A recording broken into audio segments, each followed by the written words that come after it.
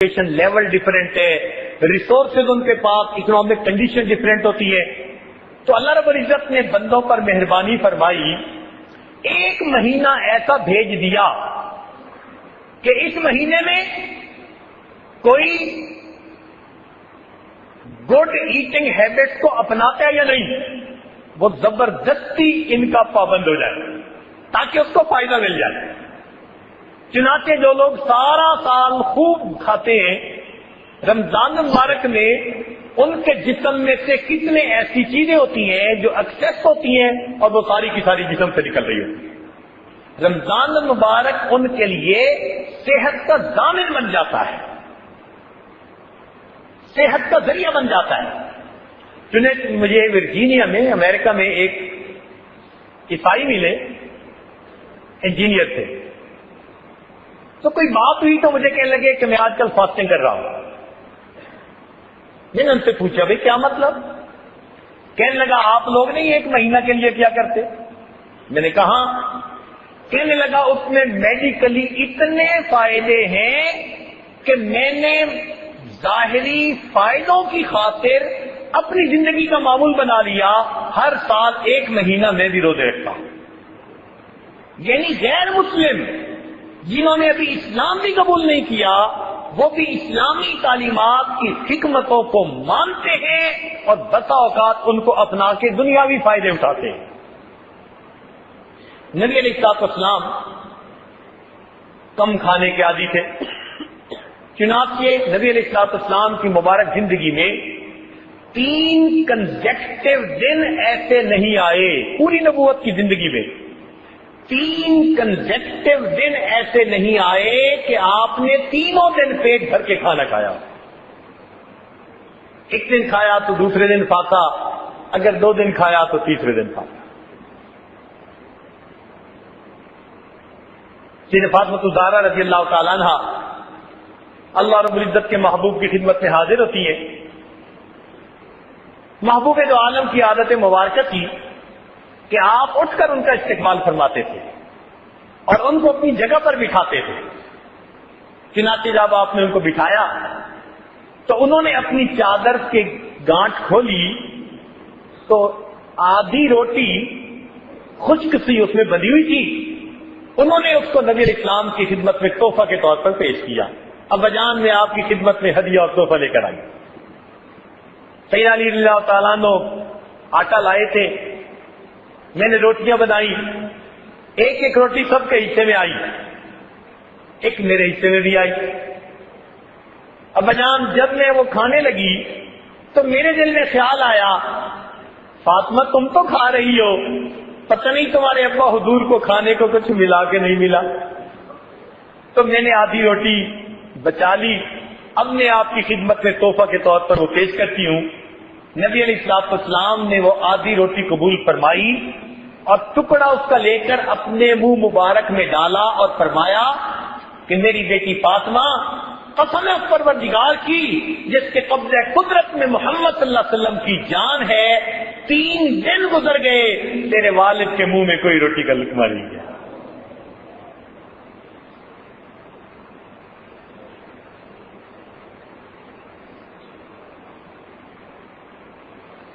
جتنے بھی دنیا میں مشاہیر گزرے، اگر کبھی آپ ان کی زندگی کو دیکھیں نا اس ایسپیکٹ سے کہ وہ کتنا کھاتے تھے، تو یہ چیز آپ کو کامن نظر آئے گی کہ ان کی خوراک بہت واجبی تھی، نارمل سی تھی، وہ اوور ایٹ نہیں کیا کرتے تھے.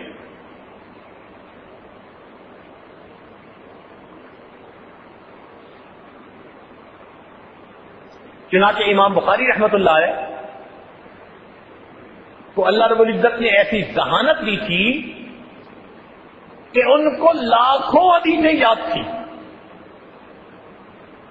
تو ایک مرتبہ ان سے پوچھا گیا کہ آپ دن میں کتنا کھاتے ہیں؟ تو فرمانے لگے کہ میں آج کل 10 بادام کھا کر اپنے کام میں مصروف ہو جاتا ہوں اور میرا پورا دن اسی کے اوپر گزر جاتا ہے. 10 بادام، لیکن وہ تو 10 بادام پہ وقت گزار لیتے تھے. ہمیں تو اللہ رب العزت نے بہت زیادہ نعمتیں دی. تاہم اتنا تو ہو کہ ہم اتنا کھائیں جو ہمارے لیے فائدے مند ہو جائے. اس لیے جتنے لوگوں کا آئی کیو لیول اچھا ہوتا ہے نا، یہ سب وہ لوگ ہوتے ہیں کہ جن کے اندر فیٹ تھوڑی ہوتی ہے اور جسم ان کے بڑے اچھے ہوتے ہیں، ویل بلٹ ہوتے ہیں، ان کا آئی کیو لیول اچھا ہوتا ہے. کم کھانے والے. مجھے ایک دفعہ ایک میوزیم دیکھنے کا موقع ملا تو میں نے وہاں آئنسٹائن کی ممی دیکھی. اب آئنسٹائن آج کی دنیا میں اس طرح ریسپیکٹڈ فگر ہے کہ جیسے دین کے حلقوں میں پیغمبروں کی عزت کی جاتی ہے. جس نے تھیوری آف ریلیٹیوٹی پیش کی، اس کی تو میں اسٹرکچر دیکھ کے حیران ہو گیا. میرا خیال ہے کہ اس کا کوئی وزن 60 کلو گرام سے زیادہ نہیں ہوگا. پتلا دبلا سا بندہ، لیکن اللہ نے اس کو کیسا دماغ دیا کہ اس نے جو مادے اور انرجی کے ٹرانسفارم ہونے کی ایکویشن دی، آج اس پر بنیاد رکھ کر دنیا کے اندر سب سے زیادہ ریسرچ کی جا رہی ہے. تو جتنے بھی اچھے دماغ والے لوگ آپ کو ملیں گے نا، ان سب کی ایٹنگ ہیبٹس بہت ہیلدی ہوں گی.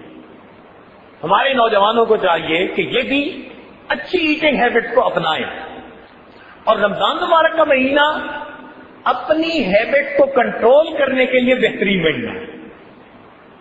حکم دے دیا گیا کہ دن کے اندر کھانے پینے سے آپ رک جائیے. اس کی کتنی حکمتیں ہیں. انسان کے اندر صبر پیدا ہوتا ہے، انسان کے اندر اللہ تعالیٰ کی نعمتوں کی قدر دانی آتی ہے. ہم پتہ نہیں کتنا کھانا ضائع کر دیتے ہیں. جب خود بھوکے ہوتے ہیں نا، تب پتہ چلتا ہے کہ ایک لقمے کی کیا ویلیو ہوتی ہے. تو جہاں اس کے کتنے اور فائدے، ایک فائدہ یہ کہ انسان اپنے ایٹنگ اسکیڈول کو کنٹرول کر سکتا ہے. ایک ہوتا ہے کم کھانا، یہ بھی نبی علیہ السلام کی مبارک سنت، اور ایک ہوتا ہے آہستہ کھانا، یہ بھی نبی علیہ السلام کی مبارک سنت ہے. اس میں بھی ایک دلچسپ نقطہ ہے، آہستہ کھانا. آپ نے دیکھا ہوگا نا کہ ہم میں سے بعض دوست کھانے کی دسترخوان پر بیٹھتے ہیں نا، تو ودن 2-3 منٹ وہ بہت کچھ کھا چکے ہوتے ہیں. وہ دسترخوان سے بہت کچھ ان کے پیٹ کے اندر شفٹ ہو چکا ہوتا ہے ودن فیو منٹ. اور پھر جب کھا لیتے ہیں تو تھوڑی دیر کے بعد پھر پیٹ پکڑ کے کہتے ہیں یار آج بہت کھا لیا ہے، اوور ایٹنگ کر لیتے ہیں.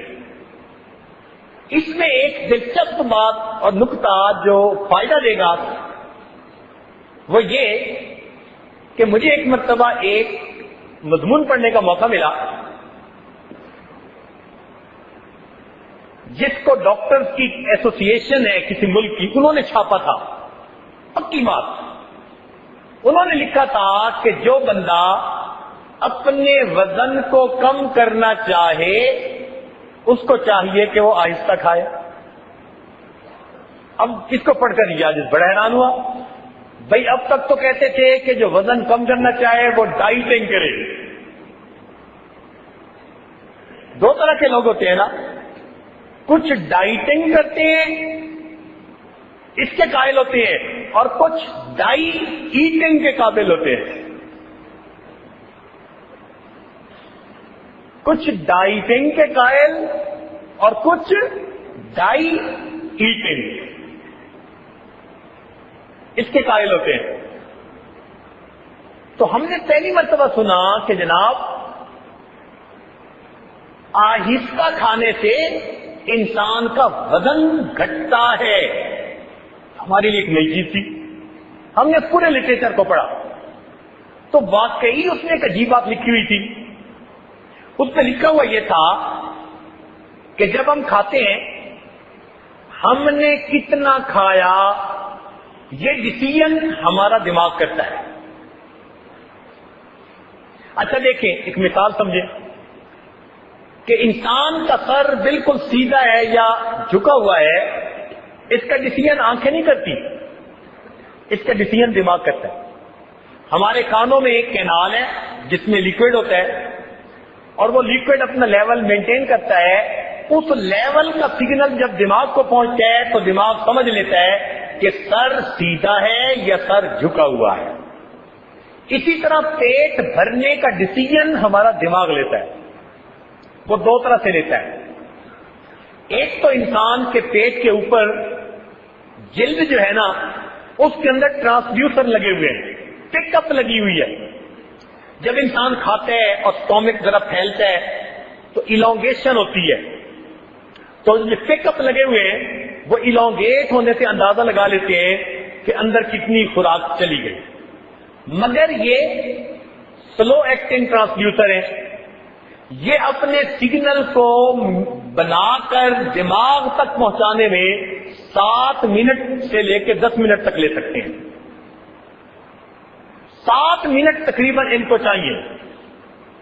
7 منٹ کے بعد سگنل, یعنی اب اگر پیٹ بھر گیا تو جو پک اپ ہے وہ 7 منٹ کے بعد دماغ کو سگنل پہنچائے گا کہ پیٹ بھر گیا. اس کو کہتے ہیں لانگ ایکٹنگ ٹرانسڈیوسر. اور دوسرا سگنل انسان کو ملتا ہے اس کے منہ سے. اگر منہ جلدی جلدی چل رہا ہو تو کتنے نمبر آف ٹائم ہم نے کرشنگ کی, کہ وہ کرشنگ یونٹ ہے نا, تو کرشنگ یونٹ نے جتنا تیزی سے کام کیا یہ بھی دماغ کو پہنچ رہا ہوتا ہے.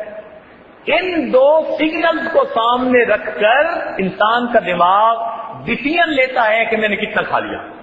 اب ہم کیا کرتے ہیں کہ 3-4 منٹ کے اندر 2 روٹیاں بھی کھا لی, پانی بھی پی لیا, ڈش بھی کھا لی. ابھی نیچے کا سگنل پیٹ والا بھی نہیں پہنچا ہوتا اور اس سے پہلے ہم اوور ایٹ کر چکے ہوتے ہیں.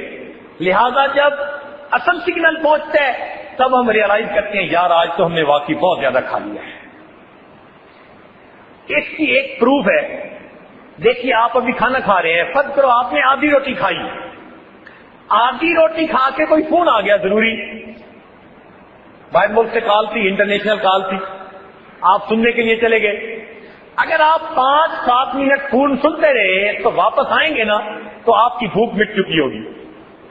لوگ کہتے ہیں جی بھوک مر جاتی ہے. بھائی بھوک نہیں مرتی, وہ جو چند منٹ گزرے پیٹ کا صحیح سگنل دماغ کو پہنچ گیا, دماغ نے فائنلائز کر لیا کہ اتنی خوراک میرے لیے کافی ہے. تو اس لیے اوور ایٹنگ بھی نقصان دہ ہے اور تیز تیز کھا لینا بھی نقصان دہ. اور عجیب بات کہ محبوب کی دونوں سنتیں, ایک تو انسان اپنی بھوک سے تھوڑا سا کم کھائے یہ بھی سنت ہے, اور دوسرا انسان آہستہ آہستہ چبا چبا کر کھانا کھائے یہ بھی میرے محبوب کی سنت ہے. تو جو انسان سنت کی نیت سے ان چیزوں کو اپنائے گا یہ دنیا کے فائدے تو مفت ہی میں پاتا چلا جائے گا.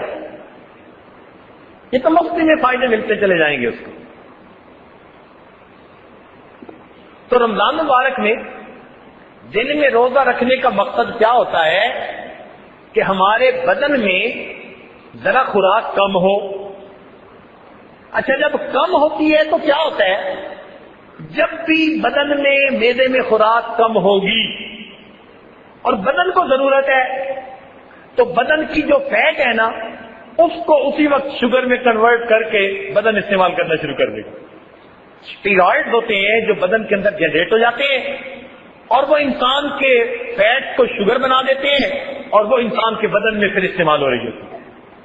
اس لیے جب انسان بھوکا رہتا ہے تو اس کی چربی پگھل رہی ہوتی ہے اور اس کا جسم سمارٹ ہو رہا ہوتا ہے. اس لیے جو لوگ سوئمنگ کلب میں جاتے ہیں اور پھر بھی ان کا اچھا جسم نہیں ہوتا, ان کو چاہیے کہ نبی علیہ الصلوۃ والسلام کی مبارک سنت پر گھر بیٹھ کے عمل کر لے, انہیں کلب جانے کی ضرورت ہی نہیں پڑے گی. آٹومیٹک فیٹ برن ہوتی چلی جائے گی.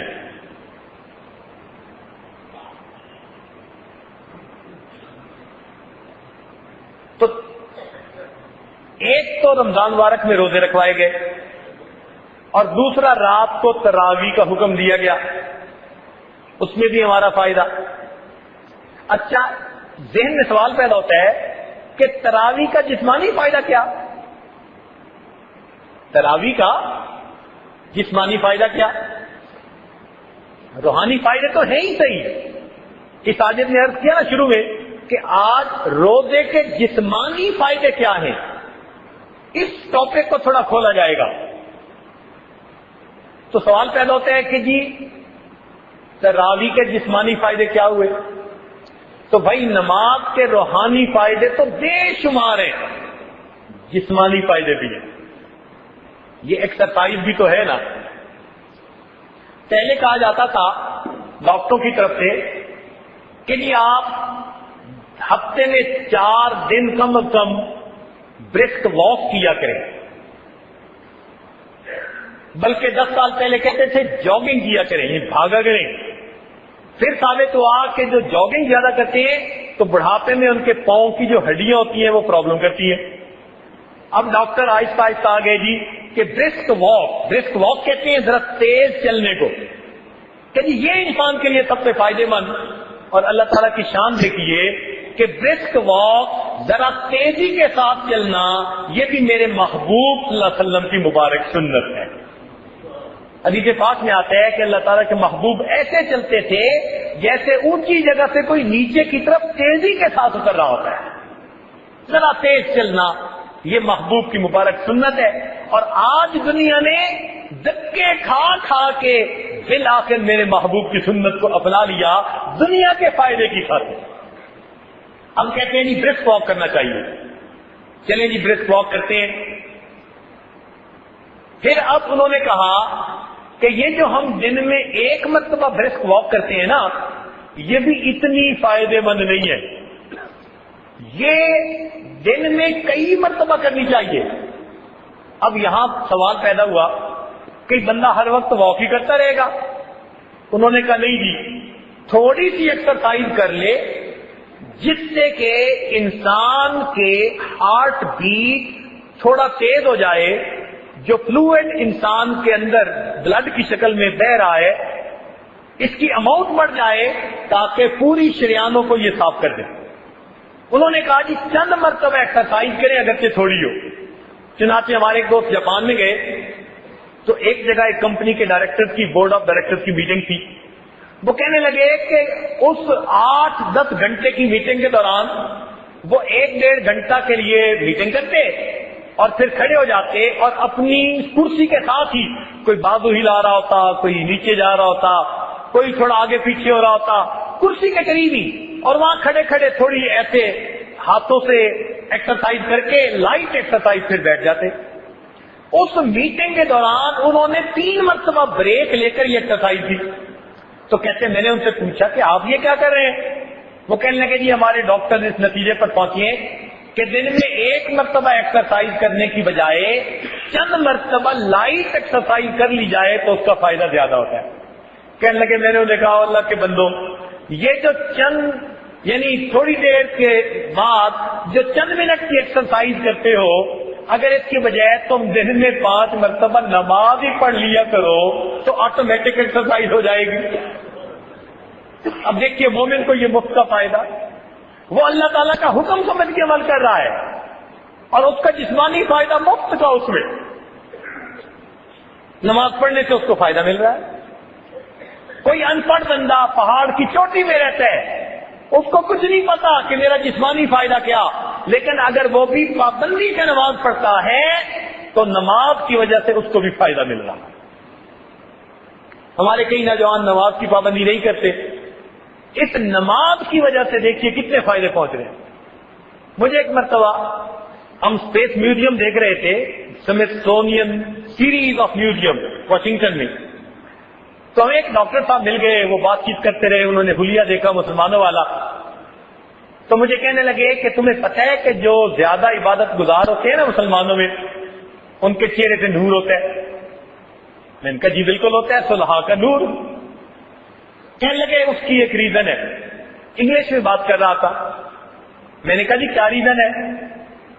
کہنے لگا کہ انسان کا جسم جو دل سے نیچے ہے اس میں دل کے لیے بلڈ پہنچانا آسان ہے، اور جو بدن اوپر ہوتا ہے اس میں بلڈ پہنچانا انسان کے لیے مشکل کام ہے. وہ ذرا ڈفرینس آتا چلا جاتا ہے.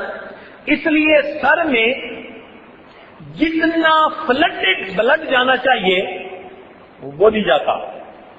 یہ مسلمان لوگ جو نماز پڑھتے ہیں نا تو یہ نماز میں سجدہ کرتے ہیں. میں نے کہا جی بالکل کرتے ہیں.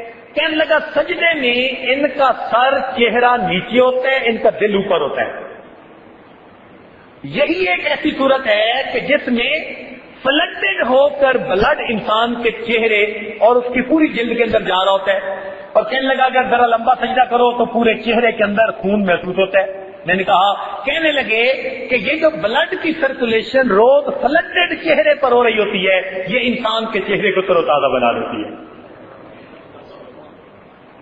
میں نے کہا عورتوں کو کبھی اس اصول کا پتہ چل جائے کہ نماز پڑھنے سے دیر تک انسان کا چہرہ معصوم نظر آتا ہے تو شاید کریموں کو چھوڑ کر نسلوں کے پیچھے پڑ جائے. اور واقعی آپ دیکھیں گے کہ جو بھی نیکوکار انسان ہوگا نا اس کے چہرے پہ آپ کو ایک روشنی نظر آئے گی, ایک نور نظر آئے گا.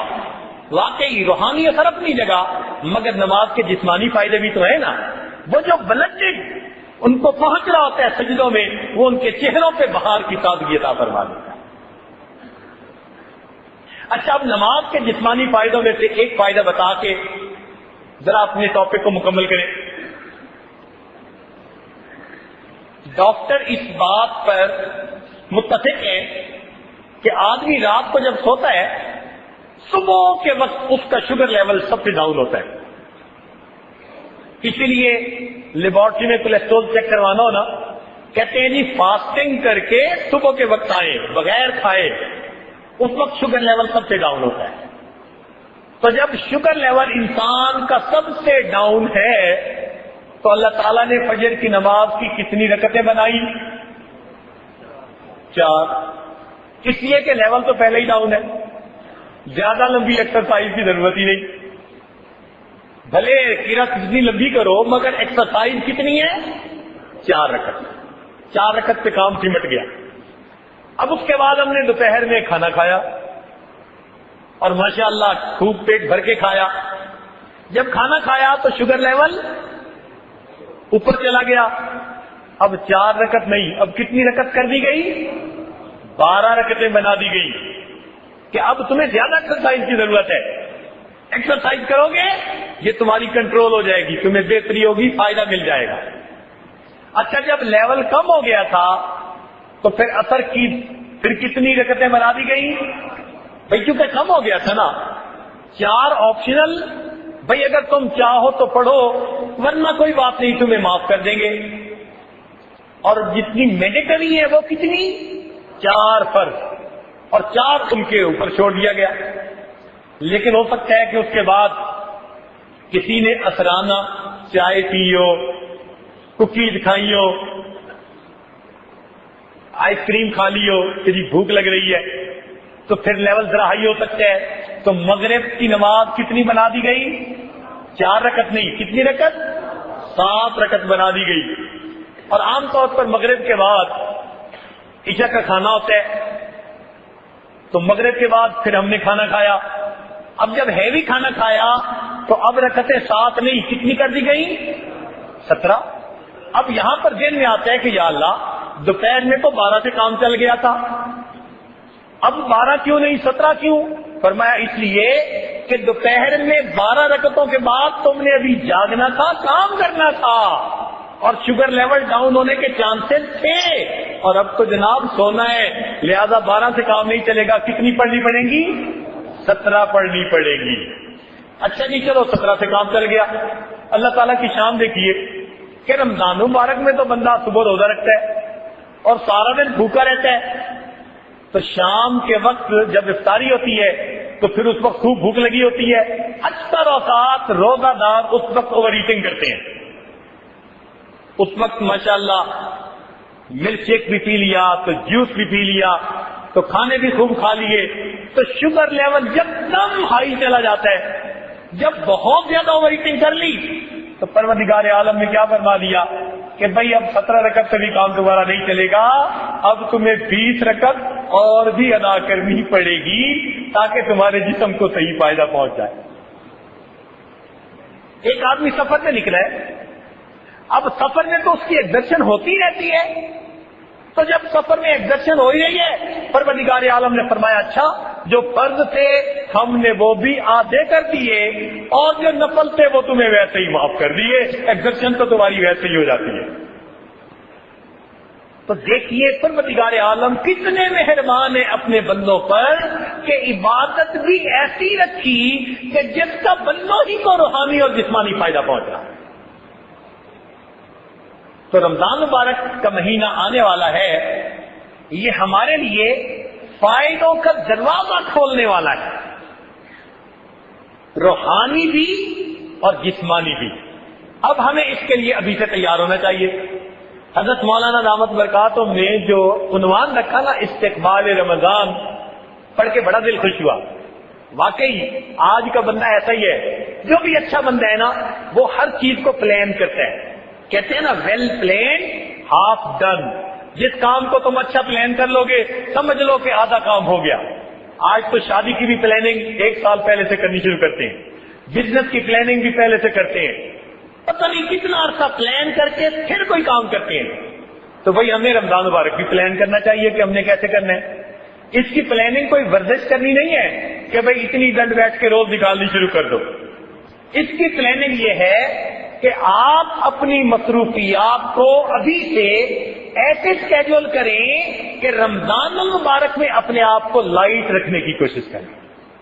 گھر میں شادی ہو نا تو بندہ پورا مہینہ اپنے آپ کو ذرا لائٹ رکھتا ہے، او جی میری گھر میں شادی ہے، میں نے ذرا سکیجول بہت لائٹ رکھا ہوا ہے تاکہ میں شادی بھگتا دوں۔ جیسے شادی بھگتانے کے لیے 1 مہینہ اپنا سکیجول لائٹ کر دیتے ہیں، اسی طرح ہمیں بھی چاہیے اللہ تعالیٰ کی مغفرت میں سے وافر حصہ پانے کے لیے، اپنے گناہوں کو بخشوانے کے لیے اور اپنے رب کو منانے کے لیے ہم بھی رمضان مبارک کے مہینے کو لائٹ پلاننگ کر لیا۔ اور ہم کر سکتے ہیں، کتنے کام ہوتے ہیں جو بندہ خود کرتا ہے۔ تو اپنے سفروں کو پلان ایسے کریں، اپنے کاموں کو پلان ایسے کریں، میٹنگ کو پلان ایسے کریں کہ رمضان المبارک میں آپ ذرا لائٹ ویٹ رہنے کی کوشش کریں۔ جب آپ مینٹلی کچھ ذرا فارغ ہوں گے تو یکسوئی سے نماز بھی پڑھ سکیں گے، تراویح بھی پڑھ سکیں گے، اور پھر پریشر بھی نہیں ہوگا کہ صبح فلاں میٹنگ میں ہم نے جانا ہے۔ تو ایک تو تیاری یہ ہے کہ اپنے آپ کو ذرا لائٹ لوڈڈ کر لیں، اور دوسرا یہ کہ اپنے آپ کو رمضان المبارک کے سکیجول کے ساتھ ایڈجسٹ کرنے کے لیے مینٹلی تیار کر لیں۔ ایک آدمی کے اوپر نا ایک ڈر سا ہوتا ہے، اور جی روزہ رکھ لیا تو پتہ نہیں میں کمزور نہ ہو جاؤں۔ ایک عجیب بات کروں، ہمارا ایک دوست تھا کالج میں، اور اس زمانے میں جب اس کی عمر تھی 18 سال، انٹرمیڈیٹ میں پڑھتا تھا، 18 سال عمر تھی، اس کا وزن تھا 105 کلو گرام، اتنا بلکی اس کا جسم، اور وہ رمضان کے روزے نہیں رکھتا تھا۔ تو ایک دن اس سے پوچھا کہ رمضان کے روزے کیوں نہیں رکھتے؟ کہنے لگا میری امی کہتی ہے تم کمزور ہو جاؤ گے۔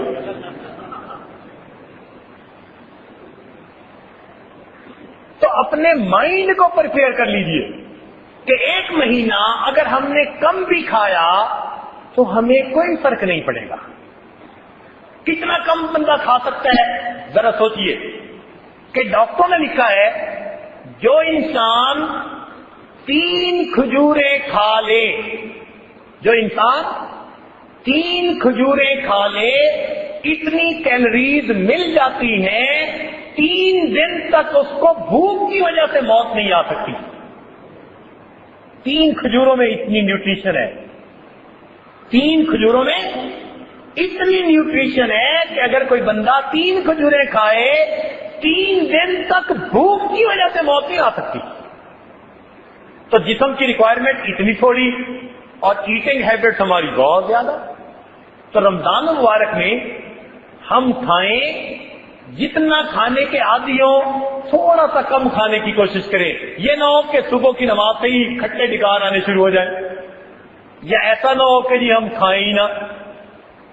ایسے بھی تو ہیں کچھ لوگ ایسا کرتے ہیں کہ وہ عشاء کے وقت کھا لیتے ہیں, ان کو صبح اٹھنا ہی مشکل ہوتا ہے. نہیں, رمضان مبارک کی ترتیب پر اپنے آپ کو چلانے کی کوشش کیجیے. رمضان کو اپنی طبیعت میں نہ ڈالیے کہ یہ روزہ بھی رکھنا ہے, چلو رات ہی میں کھا لیا جو کھا لیا, اب نیت کر کے سو گئے. بعض لوگ ایسے نہیں. اس لیے سحری کرنا مستقل عبادت ہے. تہجد میں اٹھنا اور تہجد کے وقت میں نمازیں پڑھنا یہ مستقل عبادت ہے. اب ایک آخری نقطہ, وقت ختم ہو گیا, ایک دو منٹ میں ایک نقطہ عرض کر دیں. وہ یہ کہ اللہ رب العزت کریم ہے, انہوں نے رمضان مبارک میں ایک رات بنائی جس کو لیلۃ القدر کہتے ہیں. اس کی تلاش کے لیے اعتکاف میں بیٹھا جاتا ہے. لیکن اگر کوئی بندہ چاہے کہ مجھے رمضان مبارک میں لیلۃ القدر میں عبادت کا ثواب ملے تو اس کو پانا بڑا آسان ہے. اس کو پانا بہت آسان ہے. یہ عجیب سا نقطہ ہے اور پتہ نہیں کتنی مشائخ کی صحبتوں کے بعد اللہ والوں سے یہ نقطہ ملا. تمنا ہر بندے کے دل میں ہوتی ہے کہ لیلۃ القدر کی عبادت کا ثواب ملے. ہم کیسے حاصل کر سکتے ہیں؟ وہ نقطہ سن لیجیے, پکا ہوگا. وہ کیسے کہ قرآن مجید میں اللہ تعالیٰ فرماتے ہیں کہ وہ ایک رات ہوتی ہے جو 1000 مہینوں کی عبادت سے بہتر ہوتی ہے. تنزل الملائکہ, اس میں ملائکہ نازل ہوتے ہیں, والروح, اور جبریل السلام بھی نازل ہوتے ہیں. فیہا باذن ربہم من کل امر سلام. اب اس رات میں جو ہے سلامتی نازل ہوتی ہے. تو خیر و برکت اس رات میں نازل ہوتی ہے. کب نازل ہوتی ہے اس کا کسی کو پتہ نہیں. کوئی نہیں کہہ سکتا کس رات میں کتنے بجے وہ برکتیں نازل ہوں گی, مگر اللہ تعالیٰ نے ایک اشارہ کر دیا. مفسرین نے لکھا کہ پروردگار فرماتے ہیں کہ جس رات میں بھی وہ برکتیں نازل ہوتی ہیں ہے یا حتی مطلع الفجر, وہ مطلع فجر طلوع صبح صادق تک باقی رہتی ہیں. اب یہاں سے نقطہ ملا کہ جب بھی لیلۃ القدر کی رات ہوگی اس کی خاص برکتیں جب بھی شروع ہوں گی وہ شروع ہو کر صبح صادق تک ضرور رہیں گی. لہذا ہم جیسے کمزور مومن جو ساری رات عبادت نہیں کر سکتے, اگر ہم روزہ رکھنے کے لیے سحری میں اٹھتے ہیں اور اس وقت ہم آخری لمحات میں چند نفل تہجد کے پڑھ لیتے ہیں, یقیناً ہمیں لیلۃ القدر کی عبادت کا ثواب مل جائے گا. اللہ رب العزت میں رمضان مبارک کی عبادت کو زیادہ سے زیادہ کرنے کی توفیق عطا فرمائے. اس مہینہ کو ہمارے لیے رحمت بنا دے, ہماری پریشانیوں کو دور فرما دے. وآخر دعوانا ان الحمد للہ رب العالمین.